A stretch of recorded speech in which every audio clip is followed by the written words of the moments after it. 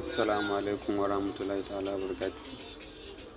Yau bidiyon mu shine zan nuna mana yadda zaka mai da Facebook ɗinka ya koma Facebook page. Normal profile ɗinka zai kuma Facebook page, saboda yawanci za ka ga Facebook yana da ƙa'idodin friend ɗin da ya kamata ka yi adding ko kuma ka yi accepting. Da sun kai mutum 5,000 to baka isa ka ƙara koda mutum ɗaya a ciki ba. To don ka mai da shi Facebook page, to mutum ko 50,000 ko 100 nawa ne zai iya following ɗinka, zai iya ma magana ku dinga chatting, kuma za ka kai posting zai gani. Bisa ga normal Facebook shi kuma da ka kai 5,000 ba za ka ƙara koda mutum ɗaya ba.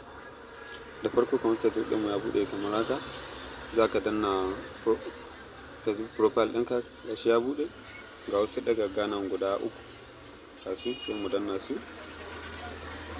Idan muka danna su, ga inda aka rubuta turn on professional mode, sai mu danna gurin, sai mu danna turn on, sai mu danna continue. To gashi yanzu mun mai da shi page. Yanzu ko mutum 1000 nawa ne zai iya following ɗinmu kamar haka.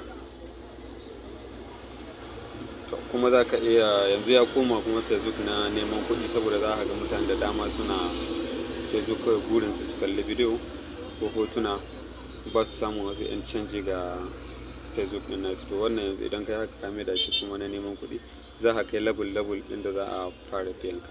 Insha Allah, da Allah ku danna mana alamar like kuma ku mana sharing saboda 'yan uwa su amfana. Insha Allah bidiyon mu na gaba kuma za mu ci gaba daga inda muka tsaya, da za ka sassaita wasu abubuwa. Na gode.